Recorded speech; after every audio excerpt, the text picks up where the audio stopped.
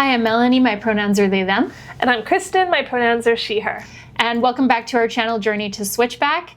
Today, we are going to continue our conversation about pitching, but this time we're going to talk about pitching, live pitching, pitching in person, pitching in front of audiences, all the different kinds of pitching that you might do as a filmmaker.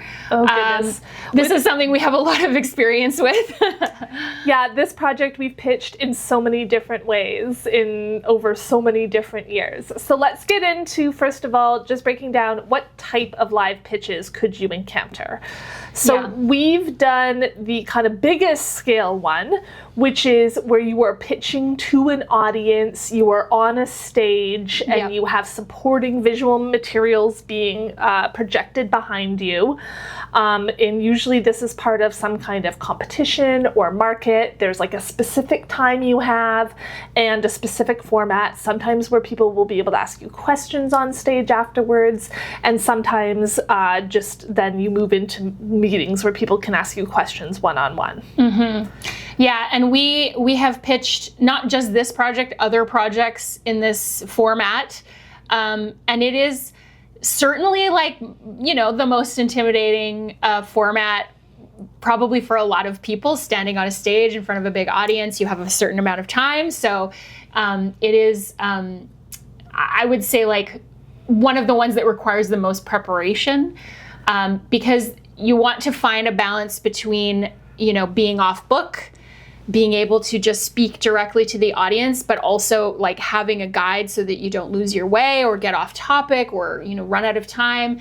And so typically one of the strategies that we've used in the past when we've been prepping for this type of pitch is that we actually invite people to watch us pitch live. We will set up in a living room and we will have, 3 or 4 people so that we can practice being in front of people and speaking. And then, they're able to give us feedback about things we can't see, like, oh, you're pacing too much, or it should preferably be people that don't know your story. And that way you can also poke holes in what is not being communicated or confusing people in the audience, because it's one thing to know your story really well, but to communicate it in a little nugget that captures all the parts is another. So I've definitely found, even after getting feedback, tweaking a word or adding one word to provide a little bit more context to one element can make the whole difference in people understanding your story really clearly. For sure. And I know a lot of the things that have been useful for me out of those sort of workshopping sessions in a way have been things like, you need to plant your feet. You're not standing kind of strongly while you're delivering this message, and so you're creating almost like a visual distraction because you're pacing or rocking or whatever, and it's just something that you maybe can't see that you're doing. Or doing something with your hands, business with your hands. I am a fidgeter in general, and I rock in general. So yes, preparing to anchor yourself for a pitch is really good practice. And I think how you interact with your partner on stage. Yes. When the other person is talking, turning into them and listening will help direct the audience's attention to that person as well. Yeah. Let's talk briefly about the visual materials that you should be using when you have this opportunity to pitch on a stage. Yeah, I think, my hot tip, biggest advice for anybody who is doing this type of pitching is that you do not want the audience reading while you're talking. So you want to limit the amount of information that is on that slide that is in a text format, where people are now going and they're reading the log line, so they're not hearing anything that you're saying. They're not listening to the part of the pitch. And so unless that text is really related to what you're saying, you have to be careful, I think, about how much is up there. As a general rule, the way that we approach it is that we think about primarily the visual support for the words that we're speaking. So we think about, if we're talking about cinematography, we want a shot that's showing location, or that's really giving you a sense of the style of lighting or something like that. If we're talking about character or story, we might have a more intimate photograph or a little mood board or something that is going to bring you into that character, so that as we're describing them, you're seeing something that helps you visualize them. So that's been kind of our approach. Sometimes we've had a slide with text on it that is really just reinforcing what we're saying. So it's giving a topic for what we're describing. And we almost always either start or end our live pitches with our photographs, our names, and our pronouns, because it can be very easy in the rush of the pitch for folks to just forget who you are, who's pitching. And so it's a nice way to just remind them at the very end or at the very beginning. They can be like, right, that's who that is, so that if I meet with them later, talk to them later, I will, remember this person's name, etc. And it's definitely nerve-wracking to do a live pitch in front of an audience like that. But I always try to remember and think about bring them on a journey. I want to kind of intoxicate them with the story and the vibe and the feeling and make them interested to see the movie and bring them on the journey and get them on your side. Yeah, I think one of the best pieces of advice that I have ever received about pitching is that the tone of your pitch should match the tone of your film. So if you are pitching a comedy, your pitch should be funny.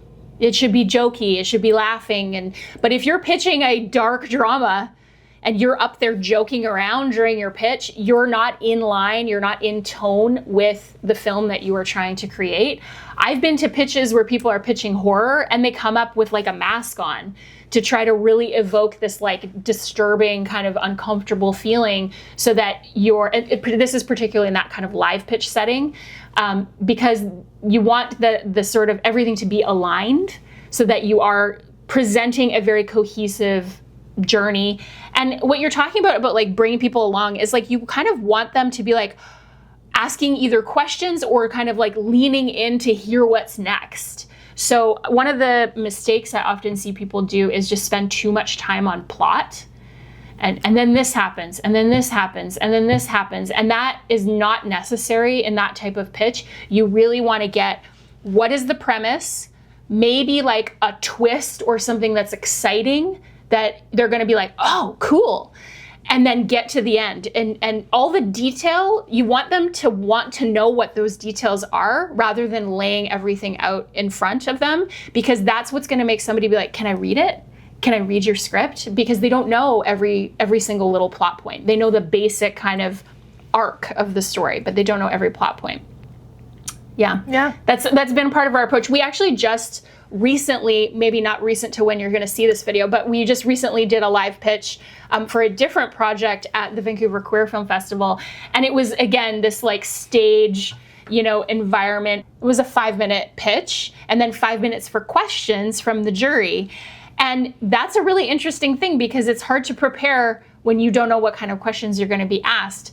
So it kind of speaks to how important it is that you know your film well, because then you can answer any question that kind of comes up. And that's a helpful exercise for your friends and family and colleagues to do too when you're practicing in front of them, is get them to ask you questions, because there'll be stuff that comes up you hadn't even thought about. And even just being able to kind of formulate a response on the spot is a helpful skill to practice heading into a live pitch. And this is maybe a cheeky suggestion, but if you are really strapped for time, you are I have 5 minutes and I can't cover all these other things I would love to cover in this 5 minutes because, I need to, do the things that have been asked to be covered in the pitch.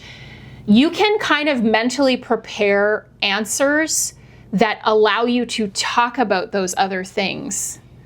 So if somebody asks you, give me an example of another film that it's you might start by answering their question with the comp and then use it to segue into something about genre that you couldn't fit into your main pitch. It can be a really good way to prepare for questions so that you feel in control of answering the questions. You don't feel panic, I don't have an answer for that. You can just try to shift your answer into something. It's kind of like how politicians do things, right? It's they figure out what their talking points are and then they, mold the question to kind of fit their talking points.